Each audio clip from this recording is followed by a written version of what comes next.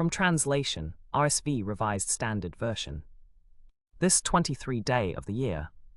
Today we are reading passages Exodus 16 to 18. Exodus chapter 16, verses 1 to 36. They set out from Elim, and all the congregation of the people of Israel came to the wilderness of Sin, which is between Elim and Sinai, on the 15th day of the 2nd month after their departure from the land of Egypt. And the whole congregation of the people of Israel murmured against Moses and Aaron in the wilderness. And the people of Israel said to them, Would that we had died by the hand of the Lord in the land of Egypt, when we sat by the flesh pots and ate our fill of bread. For you have brought us out into this wilderness to kill this whole assembly with hunger. Then the Lord said to Moses, Behold, I will rain bread from heaven for you, and the people shall go out and gather a day's portion every day, that I may test them, whether they will walk in my law or not. On the 6th day, when they prepare what they bring in, it will be twice as much as they gather daily. So Moses and Aaron said to all the people of Israel, At evening you shall know that it was the Lord who brought you out of the land of Egypt. And in the morning you shall see the glory of the Lord, because he has heard your murmuring against the Lord. For what are we, that you murmur against us? And Moses said, When the Lord gives you in the evening flesh to eat, and in the morning bread to the full, because the Lord has heard your murmurings which you murmur against him, what are we? Your murmurings are not against us, but against the Lord. Then Moses said to Aaron, Say to the whole congregation of the people of Israel, Draw near before the Lord, for he has heard your murmurings. And as Aaron spoke to the whole congregation of the people of Israel, they looked toward the wilderness, and behold, the glory of the Lord appeared in the cloud.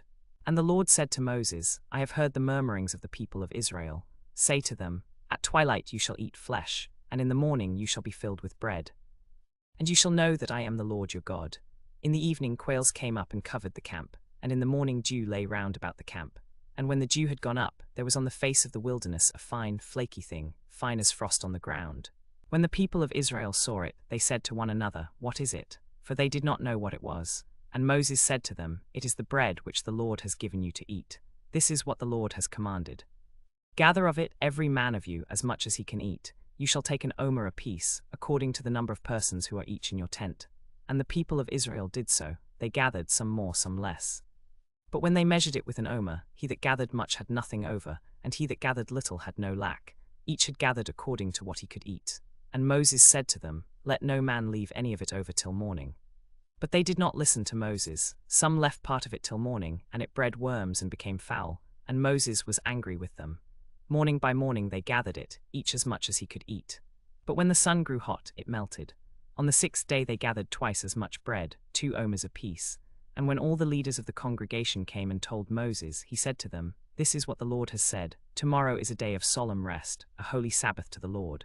Bake what you will bake and boil what you will boil, and all that is left over lay up for yourselves to be kept till the morning. So they laid it up till the morning, as Moses commanded. And it did not become foul, and there were no worms in it. And Moses said, Eat it today, for today is a Sabbath to the Lord. Today you will not find it in the field. 6 days you shall gather it. But on the 7th day, which is a Sabbath, there will be none. On the 7th day some of the people went out to gather, but they found none. And the Lord said to Moses, How long will you refuse to keep my commandments and my laws? See, the Lord has given you the Sabbath. Therefore on the 6th day he gives you bread for 2 days. Remain every man of you in his place. Let no man go out of his place on the 7th day. So the people rested on the 7th day. And the house of Israel called its name manna. It was like coriander seed, white, and the taste of it was like wafers made with honey. Moses said, This is what the Lord has commanded. Let an omer of it be kept throughout your generations, that they may see the bread with which I fed you in the wilderness, when I brought you out of the land of Egypt. And Moses said to Aaron, Take a jar and put an omer of manna in it, and place it before the Lord, to be kept throughout your generations. As the Lord commanded Moses, Aaron placed it before the testimony, to be kept. And the people of Israel ate the manna 40 years, till they came to a habitable land. They ate the manna, till they came to the border of the land of Canaan. An omer is the 10th part of an ephah. Exodus chapter 17, verses 1 to 16. Then all the congregation of the people of Israel journeyed by stages from the wilderness of Sin, according to the commandment of the Lord, and camped at Rephidim. And there was no water for the people to drink. Therefore the people found fault with Moses and said, Give us water to drink. And Moses said to them, Why do you find fault with me? Why do you put the Lord to the test? But the people thirsted there for water, and the people murmured against Moses and said, Why did you bring us up out of Egypt, to kill us and our children and our cattle with thirst? So Moses cried to the Lord, What shall I do with this people? They are almost ready to stone me. And the Lord said to Moses, Pass on before the people, and take with you the elders of Israel. And take in your hand the rod with which you struck the Nile, and go. Behold, I will stand before you there on the rock at Horeb, and you shall strike the rock, and water shall come out of it, that the people may drink. And Moses did so in the sight of the elders of Israel. And he called the name of the place Massah and Meribah, because of the fault-finding of the people of Israel, and because they tested the Lord by saying, Is the Lord among us or not? Then Amalek came and fought with Israel at Rephidim. And Moses said to Joshua, Choose for us men, and go out, fight with Amalek. Tomorrow I will stand on the top of the hill with the rod of God in my hand. So Joshua did as Moses told him, and fought with Amalek. And Moses, Aaron, and Hur went up to the top of the hill. Whenever Moses held up his hand, Israel prevailed, and whenever he lowered his hand, Amalek prevailed. But Moses' hands grew weary. So they took a stone and put it under him, and he sat upon it. And Aaron and Hur held up his hands, one on one side, and the other on the other side. So his hands were steady until the going down of the sun. And Joshua overwhelmed Amalek and his people with the sword. Then the Lord said to Moses, Write this as a memorial in a book, and recite it to Joshua, that I will utterly blot out the remembrance of Amalek from under heaven. And Moses built an altar and called the name of it, The Lord is my banner. For he said, Because the Lord has sworn, the Lord will have war with Amalek from generation to generation. Exodus chapter 18, verses 1 to 27. Jethro, the priest of Midian, Moses' father-in-law, heard all that God had done for Moses and for Israel his people, how the Lord had brought Israel out of Egypt.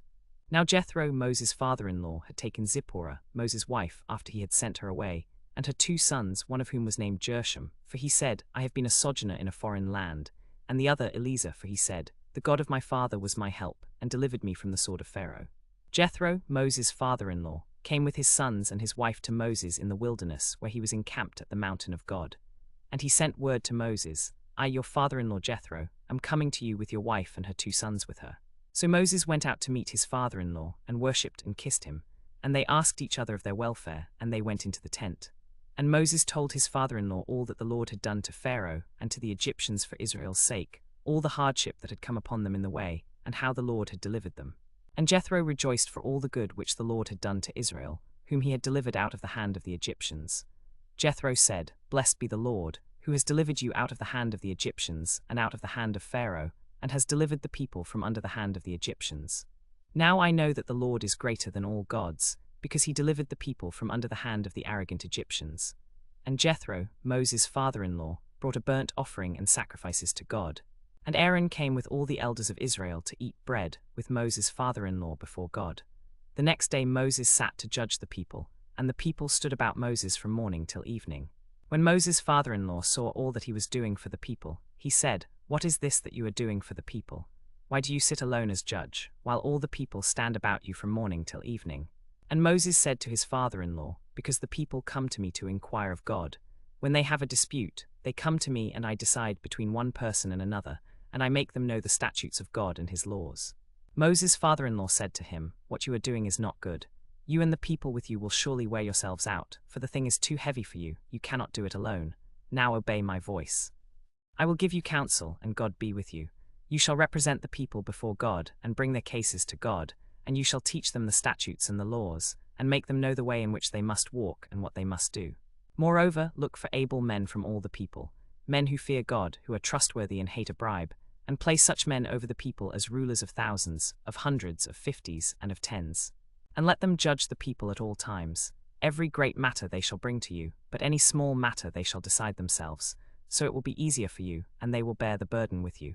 If you do this, and God so commands you, then you will be able to endure, and all these people will go to their place in peace. So Moses listened to the voice of his father-in-law, and did all that he had said.